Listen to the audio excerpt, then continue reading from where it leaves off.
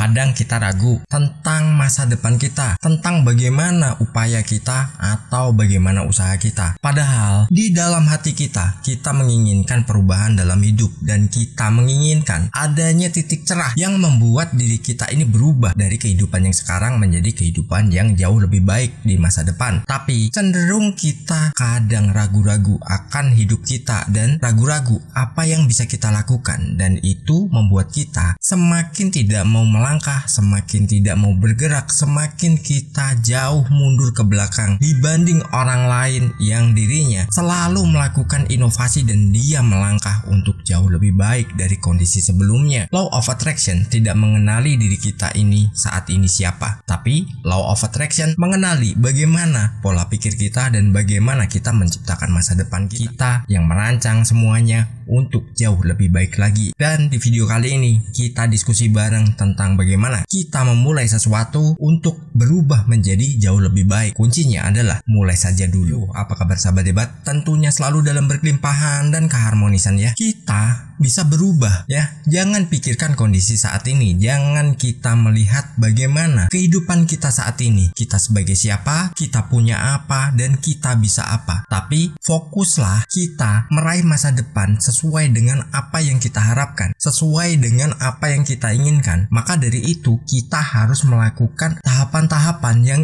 itu bisa kita jadikan pedoman untuk merubah hidup kita dan kita menjadi jauh lebih baik lagi dari kondisi saat ini. Mungkin kita berpikir bahwa kita nggak bisa berubah dan entah sampai kapan kita akan mengalami nasib seperti ini, dan kita cenderung hanya bermalas-malasan dan tidak mau bergerak untuk berubah. Tapi di video ini saya pengen mengajak teman-teman untuk bagaimana kita berubah. Ada poin-poin yang ingin saya sampaikan. Nanti teman-teman bisa cermati, teman-teman bisa pelajari, dan teman-teman bisa terapkan kalau itu mau. Atau memang teman-teman ingin berubah dalam hidupnya. Tapi apa yang saya sampaikan boleh diikuti, boleh juga enggak. Itu bebas, itu hak teman-teman sendiri. Yang jelas saya di sini berbagi. Saya pengen teman-teman itu bisa berubah hidupnya jauh lebih baik lagi. Dan tentu saja memiliki kehidupan yang serba makmur ya ke depan. Bukan makmur berat badannya, tapi makmur segala hal. Makmur secara keuangan, cinta kasih, dan makmur dalam segala aspek yang teman-teman inginkan. Dan kita langsung mulai saja ya. Di poin pertama, tentukan tujuan. Kita harus menentukan tujuan hidup kita dulu. Ya, kita pengen seperti apa. Terus setelah kita menentukannya, itu kita pasti juga ada dong dalam pikiran kita bahwa kita menginginkan penghasilan senilai berapa. Ya, itu tiap orang beda-beda, punya cara pandangnya masing-masing. Ada yang mungkin nilainya sekian, ada yang mungkin sekian kurang, atau memiliki target yang jauh lebih tinggi. Dan teman-teman bisa mulai dari nilai terkecil dulu. Ingat, nilai terkecil dulu. Yang jelas teman-teman udah membuat tujuan ya dalam kehidupannya, terus menentukan nilainya berapa yang itu bisa cukup untuk teman-teman hidup dalam waktu sekian bulan. Setelah tujuan itu udah tercapai, tingkatkan lagi. Dengan mudahnya teman-teman nanti akan memiliki fondasi atau teman-teman memiliki langkah-langkah yang sudah matang, dan itu bisa diterapkan untuk jenjang yang lebih tinggi lagi. Mungkin teman-teman berpikiran bahwa aku memiliki 10 juta penghasilan tiap bulan, itu udah cukup. Ya sudah, tentukan dulu segitu. Mulailah. Terus setelah itu teman-teman bisa kembangkan lagi ke nilai yang lebih besar kalau itu sudah tercapai. Mungkin dari 10 juta per bulan teman-teman bisa tentukan lagi. Teman-teman bisa tetapkan, wah ini harus kunaikkan lagi 50 juta. Oke, karena polanya udah ada, teman-teman bisa lakukan. Sebenarnya polanya sama, hanya saja biar lebih mudah teman-teman bisa tentukan jenjang dari nilai yang terkecil dulu ya. Yang jelas itu bisa cukup untuk kebutuhan teman-teman dan membuat teman-teman ini nyaman dalam hidupnya. Karena setelah memiliki pegangan ilmunya, teman-teman nanti mau naikin ke berapapun itu mudah. Karena apa? Polanya sama, hanya nilainya aja yang beda. Lalu di poin kedua, kita cari potensi yang ada di diri kita. kita memiliki kelebihan apa sih? Kita memiliki kemampuan apa sih? Kita memiliki skill apa sih? Nah, itu bisa kita kembangkan karena di zaman sekarang untuk melakukan segala sesuatu dan itu berdasarkan potensi kita atau minat kita itu jauh lebih mudah dibanding dengan beberapa tahun yang lalu yang mungkin dunia digital itu nggak seramai sekarang. Contoh nih, ada teman ya, saya nggak sebutkan namanya, beliau adalah salah satu subscriber juga dan dirinya punya potensi nih, punya karya seni yang bagus, dirinya bisa membuat sebuah lagu dan saya akui lagunya oke, lagunya bagus meski itu bukan genre saya, tapi saya bisa menilai oke, ini lagunya bagus dan sebenarnya itu bisa dikomersilkan. Sekarang ini udah ada banyak media yang bisa digunakan untuk menyalurkan hal tersebut. Nah, itu dimulai saja, mulai aja dulu. Jadi setelah kita udah berani memulai, kita menjual karya kita atau biar orang menikmati karya kita dan kita mendapatkan penghasilan, ya mungkin awalnya belum besar. Dan perlu diingat, seseorang yang dia sudah besar awalnya juga dari orang yang mungkin kehidupannya juga nggak seperti yang dia rasakan saat ini, tapi dirinya berani melangkah, dirinya berani memulai. Dan di situ kalau kita udah punya potensi dan itu berdasarkan minat kita, itu jauh lebih cepat karena kita akan melakukannya sepenuh hati dan tidak setengah-setengah. Nah, dari situ kita bisa kembangkan lagi untuk karya-karya berikutnya. Kalau Anda memiliki karya seni, silakan. Atau kalau Anda memiliki potensi mungkin dari segi desain atau mungkin dari segi apapun, sekarang prospeknya sangat bagus dan semua orang atau sebagian orang di dunia itu membutuhkan sebuah karya-karya yang dirinya nggak perlu membayar orang untuk membuatkan karya setiap bulannya, tapi orang justru malah mencari seorang paruh waktu yang itu bisa mengerjakan apa yang dirinya minta. Ada tim saya, dia bergelut di bidang desain yang memang dulunya dari nol, dari kita mengerjakan UMKM, dan di situ nilainya waktu itu kita menjual jasa itu hanya 100.000 dan itu pun permintaannya banyak dan lumayan juga. Nah, dengan begitu sekarang dikembangkan, kelasnya menjadi apa? Udah kelas dunia dan nilainya berkali lipat lebih gede dan menjadi penghasilan yang sangat luar biasa, dan itu bisa menjadikan pekerjaan tetapnya. Apapun yang teman-teman ingin mulai, teman-teman punya keterampilan mungkin untuk membuat makanan, ya bisa dibuat. Bahkan gak perlu menjual makanannya pun teman-teman bisa mendapatkan uang. Contohnya,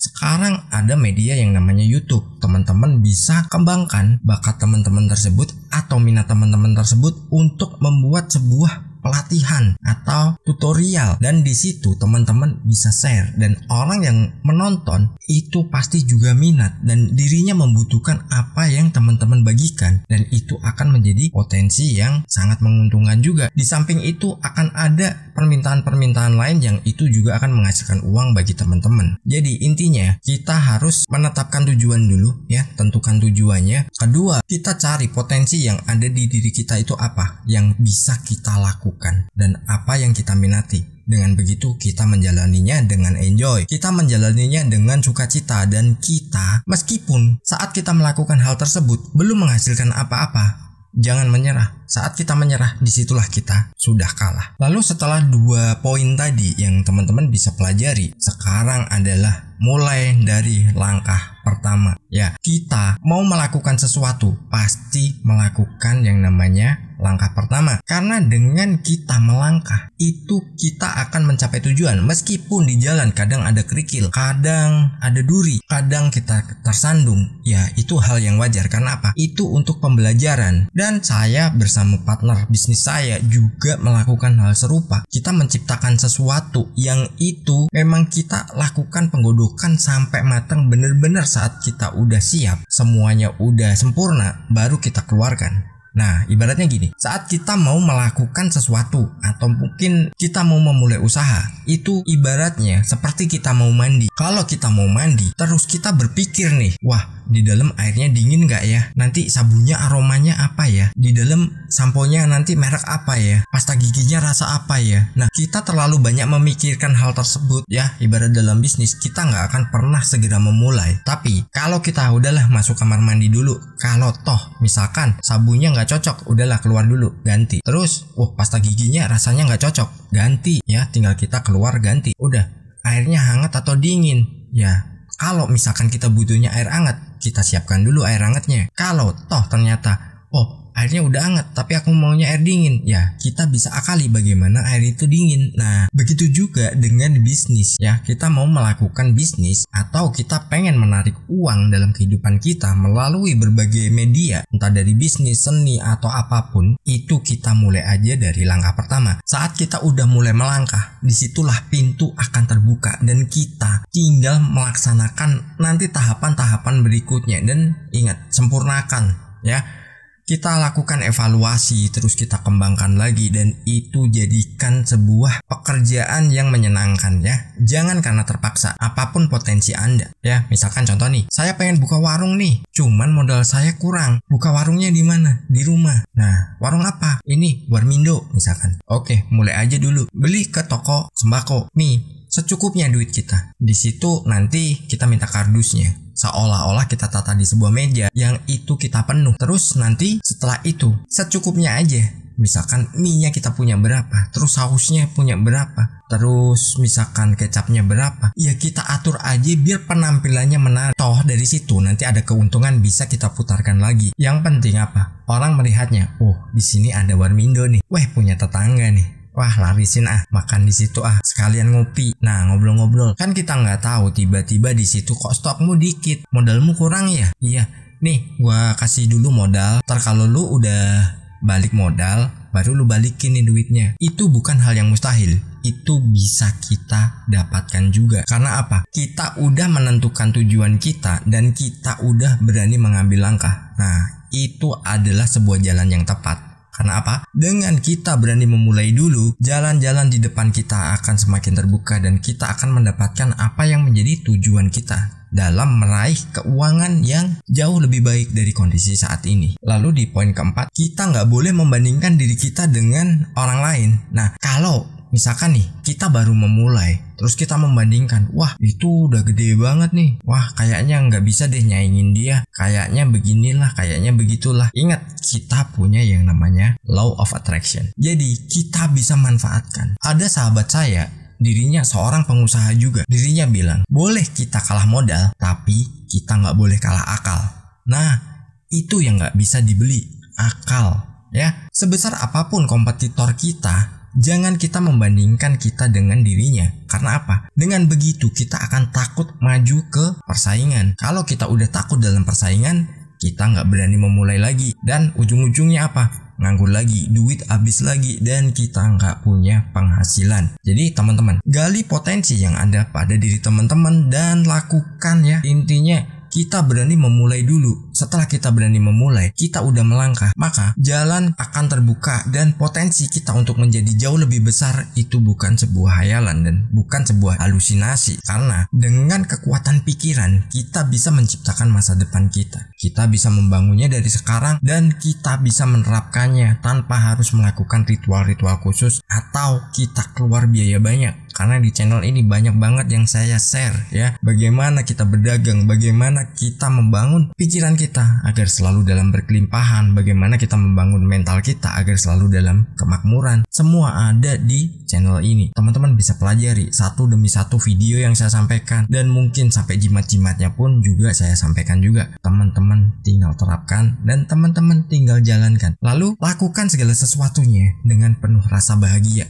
Karena dengan rasa bahagia kita akan mendapatkan segala sesuatunya dengan hasil yang mengembirakan juga. Lalu di poin kelima, kita juga harus melakukan inovasi. Nah, begini, kalau usaha teman-teman udah jalan, apapun itu ya, usaha atau pekerjaannya, teman-teman sudah berjalan, udah mulai berkembang, jangan lupa lakukan inovasi. Kalau kita nggak pernah melakukan inovasi, maka kita nggak akan ada perubahan. Karena kompetisi dalam dunia bisnis selalu berubah. Dia dinamis. Kadang secara konvensional udah jalan, tapi begitu secara perkembangan zaman itu akan berubah. Yang dulu misalkan kita jualan cilok, hanya jualan cilok pakai saus atau kecap selesai. Tapi sekarang banyak sekali cilok yang dirinya melakukan inovasi. Mungkin dirinya masakannya dibuat berbagai variasi isiannya, terus dengan style yang nyentrik atau dengan gaya-gaya yang membuat dirinya ini memiliki personal branding. Itu jauh lebih menarik untuk orang datang dan membeli. Karena kalau dipikir, ya itu cilok ya cilok.